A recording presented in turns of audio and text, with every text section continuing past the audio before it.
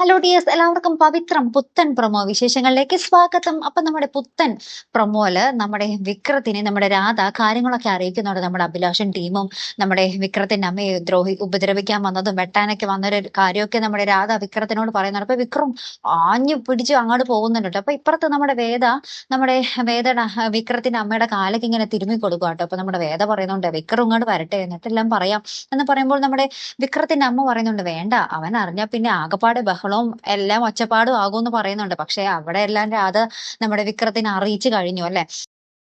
അപ്പൊ എന്തായാലും ഇക്കാര്യങ്ങളൊക്കെ നമ്മുടെ അച്ഛൻ അങ്ങോട്ട് ദഹിക്കാൻ പറ്റിയിട്ടില്ല. അപ്പൊ നമ്മുടെ അച്ഛൻ ഇങ്ങനെ ഒരു പോലീസിന് ഒരു പരാതി കൊടുക്കുന്നുണ്ട്. വിക്രത്തിനെ പോലീസ് സ്റ്റേഷനിൽ അടക്കണം എന്നൊക്കെ പറഞ്ഞിട്ട്.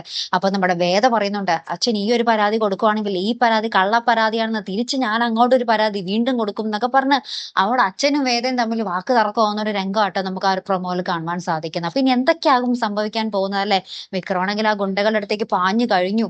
അപ്പൊ എന്തായാലും നമുക്ക് കാത്തിരുന്ന് കാണാം അല്ലെ. അപ്പൊ അടുത്തൊരു വീഡിയോ എവിടെ നിന്ന് വരയ്ക്കും. Good bye.